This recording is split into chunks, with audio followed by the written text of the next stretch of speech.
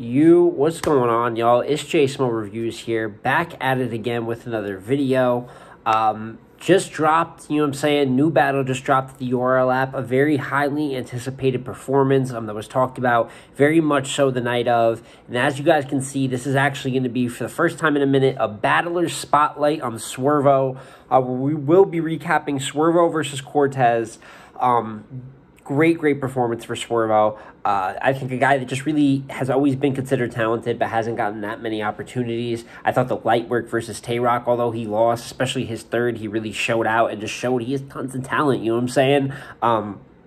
But I think most of the matchups he had were on the lower tier level. I know that he had battled Don Marino in initiation that kind of came and went. So this Cortez battle was kind of like, all right, you finally get a moment, bro. You got to make the most of it. And that is exactly what he did. So we're going to start out by breaking down the Cortez battle. You know what I'm saying? Regular round for round stuff. Talk about all the good, a little bit of the bad. Did some kind of silly that we'll talk about in the third, but we're going to talk about all the good, and afterwards I'll line up 3 opponents that I would love to see Swervoo go against next to continue this trajectory. But without further ado, let's get into the Swervoo versus Cortez recap. So the battle would start out first round on Swervoo. And what's crazy is all three of his rounds are good. I would actually say this is probably, he definitely wrote uphill, so I would say, in theory, this is the worst of the 3. But even from the first round, he starts with the run-art test, world peace punch on court bar. Thought that was really dope, flip on that, Artest fighting Malice in the Palace stuff. Pulling AK-47 on court, this Karolinko. I like that shit a lot for those of y'all hoop heads, you know what I'm saying? Karolinko, good 4, all that jazz. All that jazz, that's crazy. Then he had a Spanish bar, a little like half angle about Cortez not knowing, his native language. And then he hits him with say what in Spanish. Disa K, obviously K, meaning what in Spanish. That was fire. He had the Corbin blue bar, which I thought hit, which is a very creative chord flip at that. You've heard a lot of core and court flips. I had never heard the Corbin. Paramedics don't know how long Corbin blew. So obviously a lot of good material in this first. And then he ends it with kind of like this Surf, a shout out to Surf with he beat Court. Now 8 months later, we're praying that he beats Court again. Hit like a haymaker in the building, free Surf and all that. So, although I up front I'm saying this is the lightest of his 3, it still is a very good round, which goes to show what will go on later in this performance. And then first on Cortez kind of dictates what the pace of this battle is. Or not dictates, but it just goes to show what the pace of this battle is going to be going forward. And I think it's that the first half of Core's first is just really, it's just slow. There's no other way to say it. It's slow flow. Some of the bars he uses, he had a Stone Cold Steve Austin bar, which was okay. He had they'll shoot your relatives because family's first. Like, they're good. I see the concept, I don't think they're bad. Even the Tokyo Drift bar, although that was a step in the right direction, like swerve all over the street, or spin on swerve in the street. But these are all just, like, decent bars. And plus, with the pace that he was rapping at, it did not match the energy and the clear hunger that Swervoo had. And that's, like, the whole first half of the first.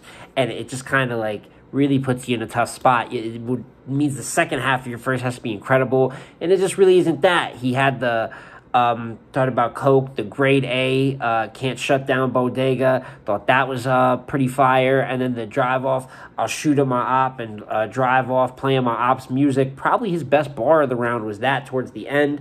Good little segment for the most round, though. It's really average round. Kind of the stuff that Cortez every once in a while gets, like, stickled for is it's just like their jabs, low scoring jabs at that. Like, the bars make sense. They're not bad, but they're not really like causing damage either. And then in the delivery department, he's getting washed. So overall, it wasn't like a blowout at first, but to me, it was a pretty clear, Swervoo 1-up after the first round.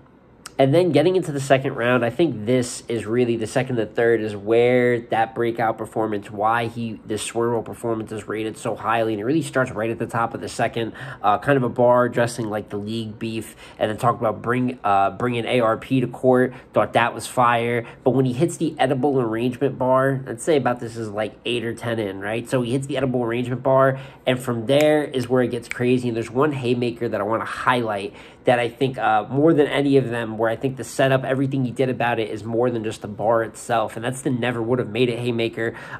It whole real talk segment talking about, you know what I'm saying, driving back with work, and at saying what you know about driving back, playing your favorite gospel song because otherwise you never would have made it.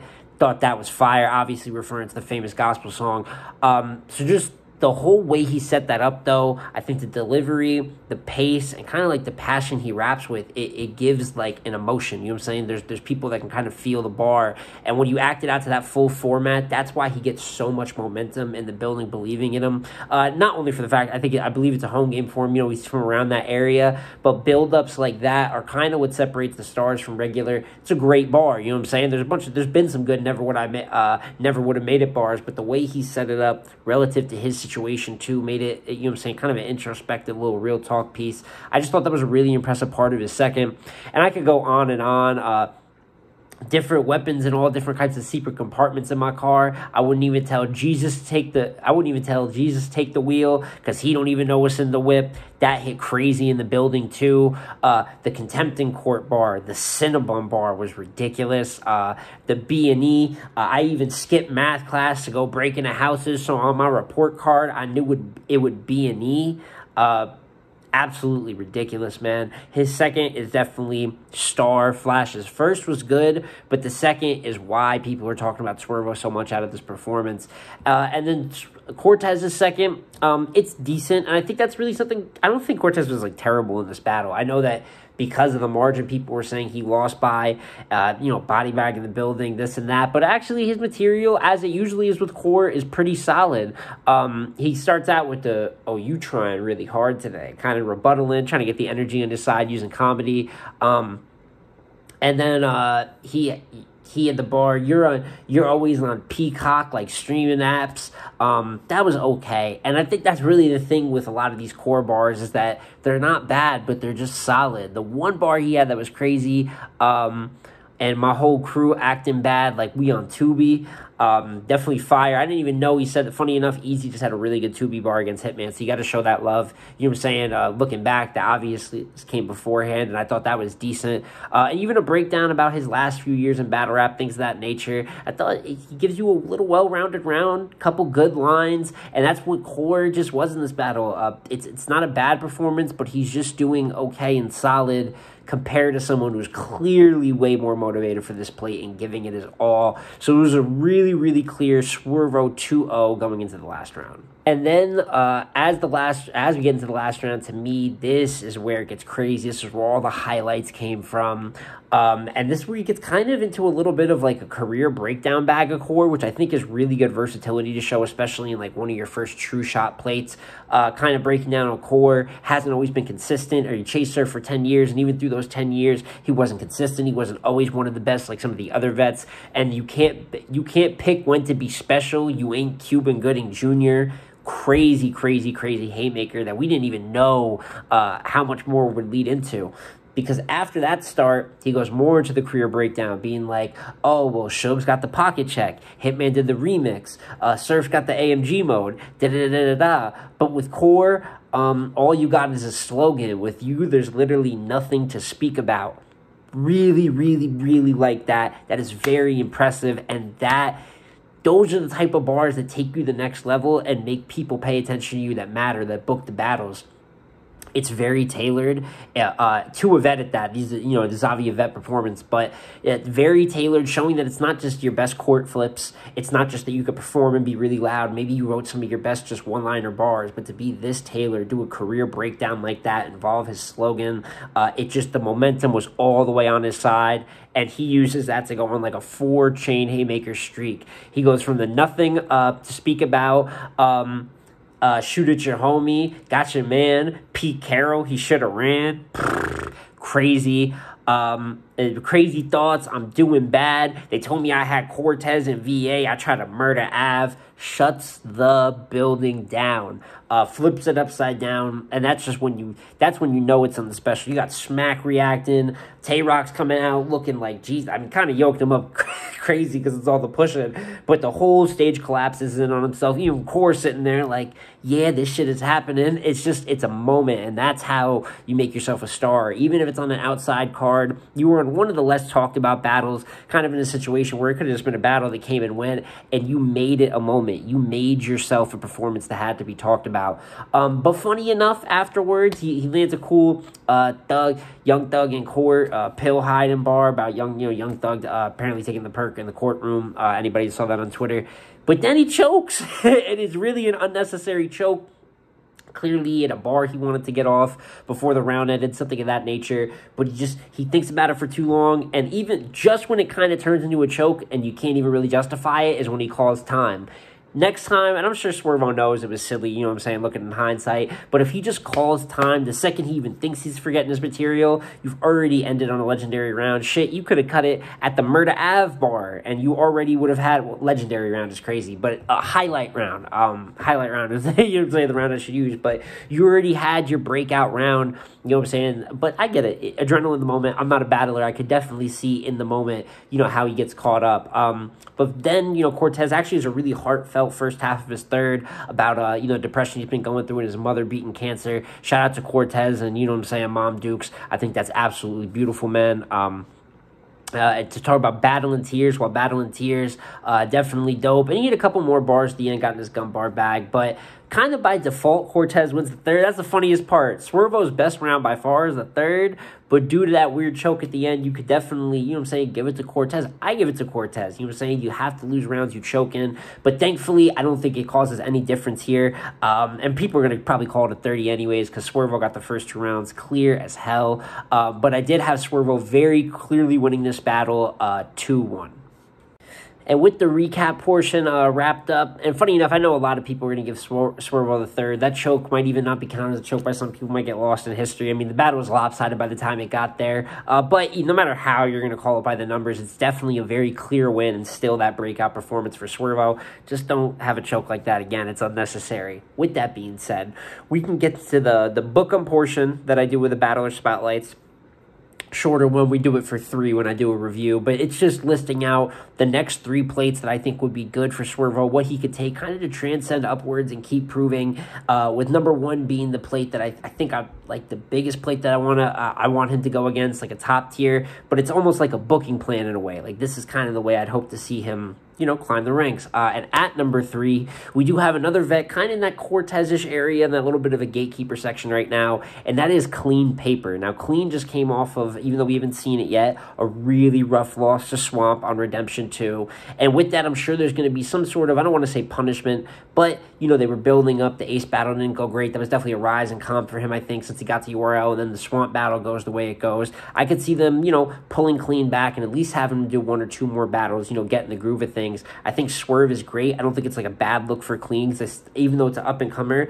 It's one of the more popping up-and-comers now, especially after performance versus a vet. And for Swerve, people would argue that after he beat Cortez, maybe there's more of a challenge. You know what I'm saying? Maybe you should take a step. But you got to slowly build these guys up. Let them learn to be consistent. You don't want to throw someone right into the fire, like a top tier, and something happens. Although, he's faced Rock at this point, too. He kind of lost that clear. You don't want to force him into clear good losses. You want to build up wins until he's ready to beat another top tier. So I think Clean is a winnable battle for him. I think the energy is good there style-wise each way. And I think he could be very favorable. I'd probably predict him to win going in. But there's enough of a challenge to extend your resume, you know what I'm saying, go up against another vet, and then keep building your consistency. So I would like to see Clean Paper versus Swervoo. At number 2, someone else that I think maybe is a little more challenging, kind of goes under the radar sometimes, but I think Swervoo versus Jerry West would be a dope battle. I know Jerry's stock isn't that high right now, but last year had the Luke Castro body. Torque battle falls through, which really messes up his momentum. And then he had the Kid Chaos battle on Volume. He was on Volume 10, although that was like an battle, really, late prep, kind of surprise battle. Most people do have him winning that battle. So he's coming off a couple good wins, and I think that he, once again, kind of can match Swervoo on that energy side. Plus, I think he's just a good battler to have in rotation, probably more of a challenge than people would give him credit for, and just another good test, test for Swervoo, Beating Cortez is good, but Cleans, Jerry's, build up a couple, 2 to 3, maybe 3 to 4 of those like middle Carter type of wins and build that little streak so those top matchups make sense. I just think Jerry's a good style clash, and I think it could be mutually beneficial for both battlers. And that leads me into the number one battle. What's like, the battle I'd really love to see for Swervoo. Like I said, he might have to win a couple more to get to this, but I think Swervoo versus Chess would be a great matchup. Chess, coming off a rough 2022, took a couple newcomers at the end, took Souffleur Soul, lost that battle, in my opinion. Saint's not really a newcomer, took that, won that battle. So he's kind of getting back into being consistent again. The stumbles are still there, but I think Swervoo, why not? If Chess is going to take some more up-and-comers now to get his groove back, that is great energy both ways. They both have high bar potential, and that's a sleeper battle that I think could really boost Swervoo's brand. Chess being a bigger name opponent, but someone that very much so, if he does not come correct, could take an L to Swervoo, could be a big look for him, so would hope to see Swervoo versus Chess at some point.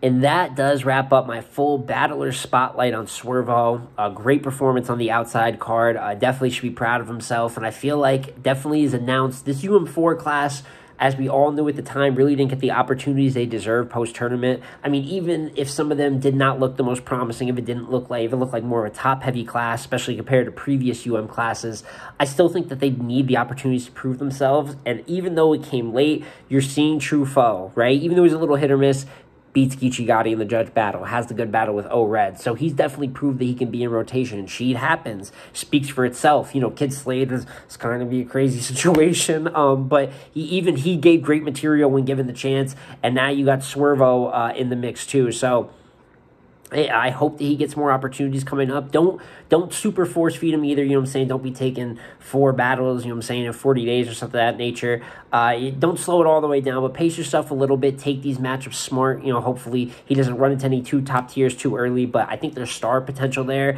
And if they can just build him up, that's another great potential, star piece, or at least high quality mid-tier piece that I think could fill out the URL roster. But after seeing a performance like that, like I said, I say high mid-tier, but top tier, that was a top tier flash, so maybe top tier can happen. But he just needs those opportunities going forward to prove that. But like I said, shout out to Swervoo, man.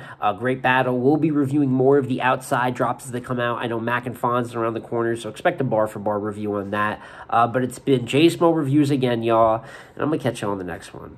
Peace.